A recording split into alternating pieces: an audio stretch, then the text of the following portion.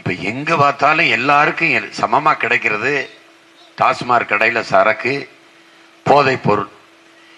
பள்ளிக்கூடத்துல உங்களால் நம்ப முடியுதா? வியந்துருவீங்க. 10ஆம் 12ஆம் படிக்கிற நம்ம பிள்ளைகள் கற்பமா இருக்குது. என்னுடைய தம்பி தங்கைகள்லாம் ஆசிரியரா பணி செய்யறாங்க, பேராசிரியர்களா இருக்கிறாங்க. அவங்க என்கிட்ட என்ன குறைபடுறாங்கன்னா, பிள்ளைகள் எல்லாம் நிறைந்த போதையில் மயக்கத்திலே வகுப்பறையில் உட்கார்ந்துருக்காங்கன்னா இதை எப்படியாவது மாத்துங்கன்னாங்கிறாங்க. எங்க மாத்துறது? மாத்தணும். மொத்தமா இவங்களை எல்லாம் தூக்கி மாத்திட்டா எல்லாம் சரியாயிடும். நீங்க ரொம்ப நாளா சொல்றீங்கல்ல ஊழல் லஞ்சத்தை ஒழிக்கணும்னு. இவர்களை ஒழிச்சாதான் ஊழல் லஞ்சத்தை ஒழிக்க முடியும். என் உடன் பிறந்தவர்களே, எதுக்கு நாங்க தனியா நிக்கிறோம்? இவர்களோட சேர்ந்து என்ன நல்லதை மக்களுக்கு செஞ்சிட முடியும்னு நினைக்கிறீங்க? செய்ய முடியாது. ஏனால் அவர்கள் செய்வதா இருந்தால் செய்திருப்பார்கள். 10 ஆண்டுகளில் செய்யாத நல்லதை அடுத்து வருகிற 5 ஆண்டுகளில் மோடி செய்வார் என்று எப்படி நம்புகிறீர்கள்? எப்படி நம்புகிறீர்கள்? இந்த 10 ஆண்டு கால ஆட்சியில் ஒரே ஒன்று மக்கள் நலன் சார்ந்த திட்டத்தை நான் இதை கொண்டு வந்தேன். ஒன்னும் இப்ப எங்க ஐயா அன்புமணியாவது நான் 108 ஆம்புலன்ஸ் திட்டத்தை கொண்டு வந்தேன். அமெரிக்கா போனேன், அங்க பார்த்தேன். அது மாதிரி ஏன் நம்ம ஊர்ல ஒரு திட்டம் வரக்கூடாதுன்னு நினைச்சேன்.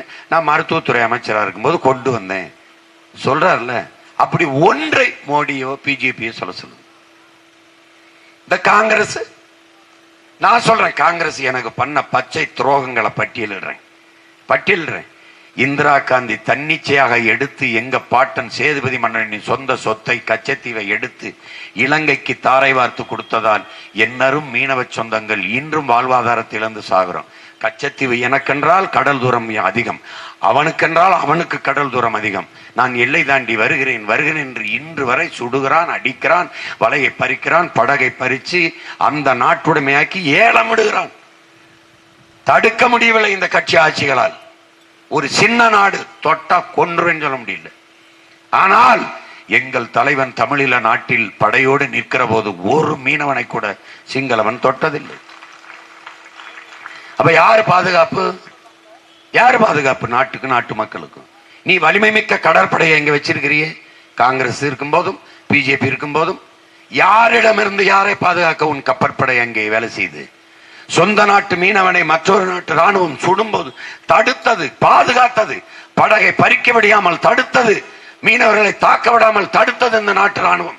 செய்தி சொல்லு, ஒரு செய்தி. அந்த உரிமை போனது.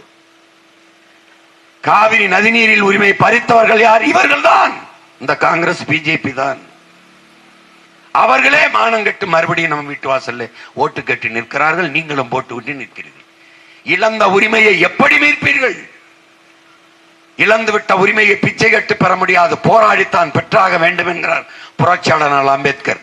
நாங்கள் போராடுகிறோம், பெற முடியவில்லை. காரணம், அதிகாரத்தில் இருப்பவனுக்கு அவனுக்கு அதிகாரத்தை கொடுத்தது எவன் தர மறுக்கிறானோ அவனுக்கு அதிகாரத்தை கொடுத்தது என் மக்கள் தான். காங்கிரஸை தோற்கடி, பாரதிய ஜனதாவை தோற்கடி. உன் உரிமையை பெற்றுத் தராதவன், உன் உணர்வை மதிக்காதவன், உன் உயிருக்கு நிற்காதவனை தோற்கடி. பயப்படுவான். தமிழர் நாட்டுக்குள் போய் ஒரு ஓட்டை வாங்க வேண்டும் என்றால் அவன் உணர்வை மதிக்கணும், அவன் உரிமைக்கு நிற்கணும், அவன் உரிமையை மீட்கணும். இல்லை என்றால் ஓட்டு போட மாட்டான். இத்தனை ஆண்டு 1976 கொடுக்கப்பட்ட 74 ஒப்பந்தம் 76 கொடுத்தாங்க கச்சத்தீவை. 2024 10 ஆண்டு ஆட்சி முடிந்த பிறகு தேர்தல் வருது. சீமான் கச்சத்தீவை பத்தி பேசுறான், மக்கள்கிட்ட தாக்கம் ஏற்படுது. அப்ப என்ன பண்ணலாம்? நாமளும் அதையே பேசலாம். நான் வந்தா கச்சத்தீவை மீட்கிறேன் அப்படின்னா தேர்தல் அரசியல், மக்களை மயக்கி ஓட்டை பறிப்பது. உண்மையிலேயே மக்கள் மீது அக்கறை இருந்தால் கடற்தாமரை மாநாடு போட்ட கட்சிக்கு பக்கத்தில் இருக்க கச்சத்தீவை மீட்க வேண்டும் என்கிற தோணாதா? 850 பேர் இதுவரை இந்திய கடலுக்குள் சுட்டுக் கொல்லப்பட்டிருக்கிறார்கள். இவர்களுக்கு அது மீனவன் பிரச்சனை, அது என் இனத்தின் பிரச்சனை. எங்களுக்கு அது இனத்தின் பிரச்சனை. இவனுக்கு மீனவன் செத்தா என்ன, விவசாயி செத்தா என்ன, ஆசிரியர்கள் மருத்துவர்கள் செத்தா எதை பத்தியும் கவலைப்பட மாட்டான். நீங்கள் உங்கள் உயிர் அல்ல, இந்த கட்சிக்காரர்களுக்கு நீங்கள் ஒரு உயிர் அல்ல, ஒரு ஓட்டு, அவ்வளவுதான். ஒரு ஓட்டு, அவ்வளவுதான்.